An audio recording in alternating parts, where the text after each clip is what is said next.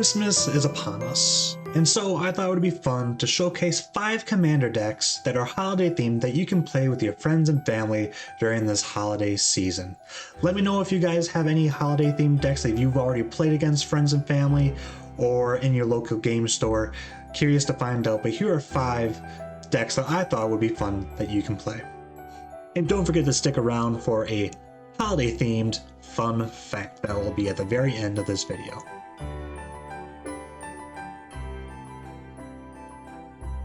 So, starting off, we have Brenard Ginger Sculptor. What better time can you have than making gingerbread men during the holiday season?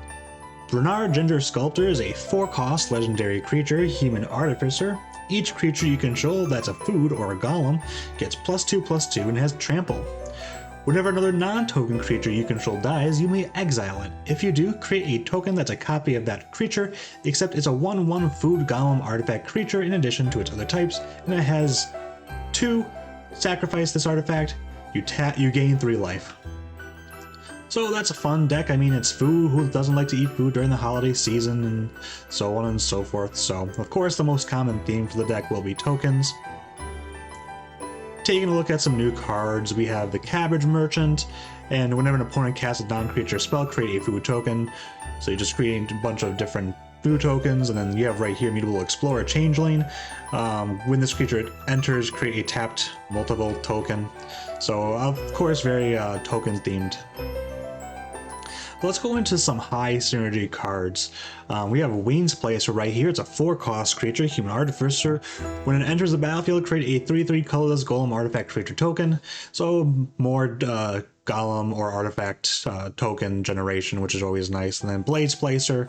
When Blade Splicer enters the battlefield, create a 3/3 colorless Phyrexian golem artifact creature token. So it's always kind of fun. Do that. Here are some other cards. I'll let you guys take a look at them. I'm gonna go through them just to see if there's any, sorceries and stuff like that.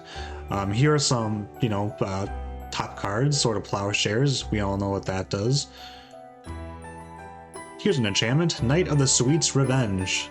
Enchantment, when it enters the battlefield, create a food token. Foods you control have tap, add green.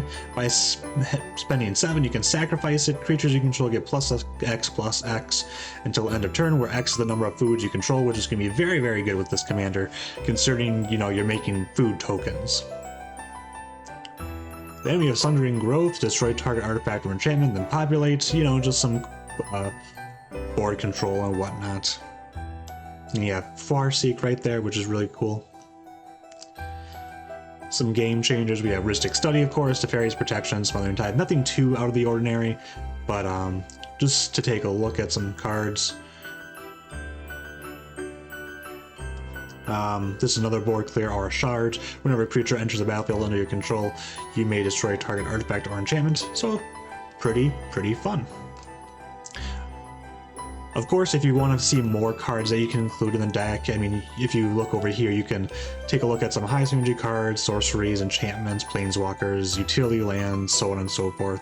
So this is a very good site if you want to know how to build a certain deck, which of course will be in the link below.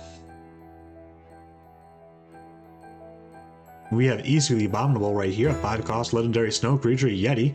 You all know those Christmas movies that have the Yeti and stuff like that. Sometimes they're scary, sometimes they're not. But right here, you may look at the top card of your library at any time. You may play snow lands and cast snow spells from the top of your library. Whenever another snow permanent enters the battlefield under your control, you may pay green, white, or blue. If you do, put a +1/+1 counter on them. Of course, most common theme of the deck will be snow. And I mean, right now I live in Wisconsin. It's a very beautiful state, but it's very, very cold, and there's a lot of snow already. Almost broke my back shoveling the other day. Let's take a quick look at some new cards. We have Earthbender's Ascension, Solid Ground, Earthshape, of course. And we have Snow or North Pole Gates. You can add a white or a blue, then you can sacrifice it to draw a card, or you have Bender's Waterskin. Untap this artifact during each other player's untap step, add 1 mana any color. Nice. Then some high synergy cards. We have Merit Lage's Slumber, which is included in 96% of decks. That's crazy. When a snow permanent enters the battlefield under your control, scry 1. At the beginning of your upkeep, if you control 10 or more snow permanents, which you should do considering your deck is built around snow, you can sacrifice it, and if you do, you create this creature, a legendary 2020 black avatar creature token flying indestructible. Icefang Coatl, 2-cost snow creature snake, flash flying. When it enters the battlefield, draw a card. It has Death Touch as long as you control 3 other snow permanents. And we have Abominable Tree Folk. You like Tree Folk? Well, here's a Tree Folk right here. Snow creature trample. Abominable Tree Folk's power and toughness are equal to the number of snow permanents you control. When it enters the battlefield, tap target creature and opponent controls. That creature doesn't untap during its controller's next untap step. And we have some just really cool looking cards. I've always been a big fan of just snow cards, so I'll let you guys take a look, because there's a lot of high synergy cards. There's not too many snow cards out there, so that's why there's so many inclusions. But I mean, look at this beautiful artwork right here. Spirit of Aldergard, 4-cost snow creature bear spirit. When it enters the battlefield, search your library for a snow land card, reveal it, put it into your hand, then shuffle your library. It gets +1/+0 for each other snow permanent you control. So it can become a very powerful, bear. And then we have Rime Tender, 2-cost snow creature human druid. Tap to untap another target snow permanent. Then here are just some other cards. I'll let you kind of take a look at them. Really cool artwork for all of them. Gnarly ears right there. Let me know if you guys have played this commander before and what other snow permanents you might want to put in this deck right here. Alright, moving on. Let's look at Jorn, God of Winter. I just showcased this card in one of my Commander Wheel series, so if you haven't watched that series, please visit my channel. You should see it in my shorts. Very common theme, and I know a lot of people actually like to do it, but this is currently ranked number 441. Legendary snow creature god. Whenever Jorn attacks, untap each snow permanent you control. And then, as you can see right here, there's an artifact, and that artifact is Caldering the Rime Staff, a 3-cost legendary snow artifact. By tapping, you may play target snow permanent card from your graveyard this turn. If you do, it enters the battlefield tapped. The most common theme for the deck will be snow, so you're going to be seeing a whole bunch of new, the same cards considering they're snow cards, but let's go through these new cards right here. We have Shared Roots, Wanjitan Librarian. See, the price has gone down, which is really nice. I think it was like 65 bucks last week. But Tale of Katara and Toph, Tectonic Split, and Bosensei. So taking a look, we still have the same cards, like Dead of Winter, Merit Lage Slumber. We have Blood of Snow right here as 6 costs. Snow Sorcery, choose 1, destroy all creatures, destroy all planeswalkers, then return a creature or a planeswalker card with converted mana cost X or less from your graveyard to the battlefield, where X is the amount of this spent to cast a spell, and this is mana from a snow source, which is really cool. I like this little artifact, or not the artifact, but just this little symbol right here. Really gnarly. Then we have Icefang Coatl and Rime Tender again, Sculptor of Winter we saw than before. Let's take a look at Draugr Necromancer, though. It's a 4-cost snow creature, zombie cleric. If a non-token creature an opponent controls would die, exile a card with an ice counter on it instead. You may cast spells from among cards and exile your opponent's own with ice counters on them, and you may spend mana from those snow sources as though it were mana of any color to cast those spells. Into the North, a 2-cost sorcery. Search your library for a snow land card and put it into play tapped, then shuffle your library. Frost Augur, a 1-cost snow creature, human wizard, with the snow symbol. Tap, look at the top card of your library. If it's a snow card, you may reveal it and put it into your hand. So a lot of the same cards, because they're snow cards, but there could be some different cards included in this deck, so please take a look at those below. Rime Feather Owl, a 7-cost snow creature bird. Power and toughness are equal to the number of snow permanents in play. By spending this, put an ice counter on target permanent. Permanents with ice counters on them are snow, which is cool. For some giggles, let's take a look at some planeswalkers. Anything. We have Oko, Thief of Crowns, 3-cost legendary planeswalker. You can create a food token. The target artifact or creature loses all abilities and becomes a green elk creature with base power and toughness 3. Exchange control of target artifact or creature you control and target creature an opponent controls with power 3 or less. This could be a fun commander too with holiday theme, considering elk creatures, reindeer, kind of makes sense. So that was a quick look at Jorn, God of Winter. I'm going to be playing this commander deck with my friends very shortly.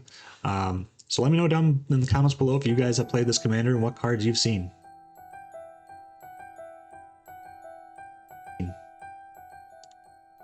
So this is kind of where I want to mix things up a bit. You might be wondering, hey Tutor, why are you including Jon Irenicus Shattered One?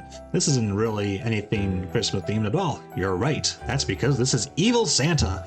Legendary creature, elf wizard. At the beginning of your end step, target opponent gains control of up to one target creature you control. Put 2 +1/+1 counters on it and tap it. It's goaded for the rest of the game, and it gains this creature can't be sacrificed. Whenever a creature you own but don't control attacks, you draw a card. So Santa, he wants to get all those benefits from you. So let's take a look at this. The most common theme for the deck will be Stompy. New cards, we have Realm of Ko, Wanchiton Librarian, and Bender's Waterskin. At Nequella, Serpent's Pass.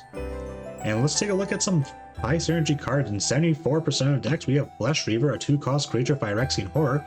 When it deals damage to a creature or opponent, Flash Reaver deals that much damage to you. Then you have Abyssal Persecutor, 4-cost creature demon. It doesn't really have elves, so it has demons. Flying Trample, you can't win the game and your opponent can't lose the game.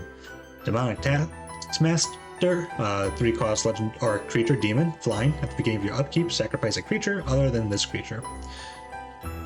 So it's kind of cool. I kind of like these cards. I'll let you guys kind of take a look as I'm scrolling down. Desecration Elemental looks really, really gnarly. 4-cost creature, Elemental. With Fear, whenever a player plays a spell, sacrifice a creature. Drinker of Sorrow, 3-cost creature, Horror. Drinker of Sorrow can't block. Whenever it deals combat damage, sacrifice a permanent. So obviously you're giving your creatures, I believe, you're giving the creatures to your opponent, so you're going to be wanting creatures that aren't exactly good for you. So, some top cards, we have Propaganda, Counterspell, Evil Eye of Orms by Gore, 5-cost creature eye, non-eye creatures you control can't attack. Evil Eye of Orms can't be blocked except by walls. Then we have Rust Elemental, Wretched Anurid, Baleful Strix, and this one's a 2-cost artifact creature bird, Flying Death Touch. When it enters the battlefield, draw a card. So, kind of, evil looking kind of creatures, which makes sense if you're building a evil Santa deck. You're giving the creatures to your opponent, and Santa's getting some benefits from you. But that was a quick look at Jon Irenicus. Let me know if you have this commander deck. A lot of people do like playing it. It's ranked 168 total of all commanders out there. So curious to see what you guys include, or if you would even consider this a holiday themed one. Curious to find out. I think it could be considered it, but. And last but not least, we can't really talk about Evil Santa if we can't talk about Good Santa. We have Zedruu the Greathearted, commander. You might be wondering, Tutor, why are you having a miniature monk or minotaur monk, as a commander? Well, let me read it. 4-cost, Minotaur monk. At the beginning of your upkeep, you gain X life and draw X cards, where X is the number of permanents you own that your opponent controls. Target opponent gains control of target permanent you control. You're gifting them things, which is really nice. They have Chaos, Donate, Group Hug, and stuff like that. Let's do Group Hug. Santa's all hug, stuff. And of course, you have IoT Master. He's a lovable oaf. Already included in half the decks, which is really, really cool. Then we have high synergy cards, Humble Defector, 2-cost creature, Human Rogue, draw 2 cards.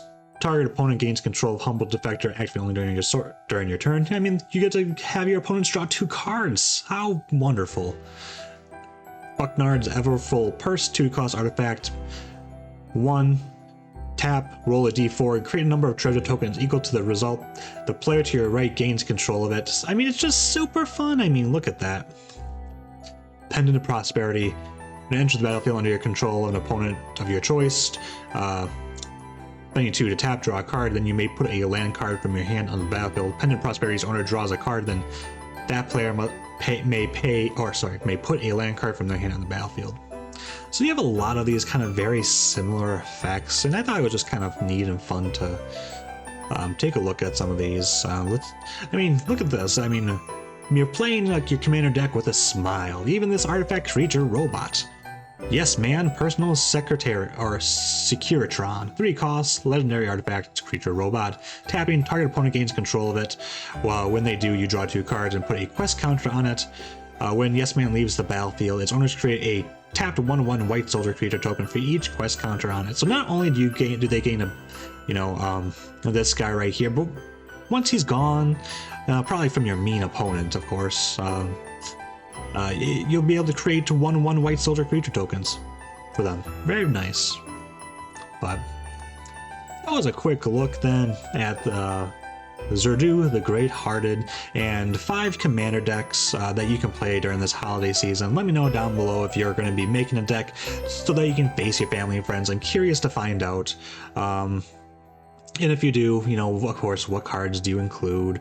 Don't forget to like, comment, and subscribe. But before I go, I wanted to share a fun holiday-themed fact, or fun fact, So, here's my little intro screen, but let's take a look at the fun fact.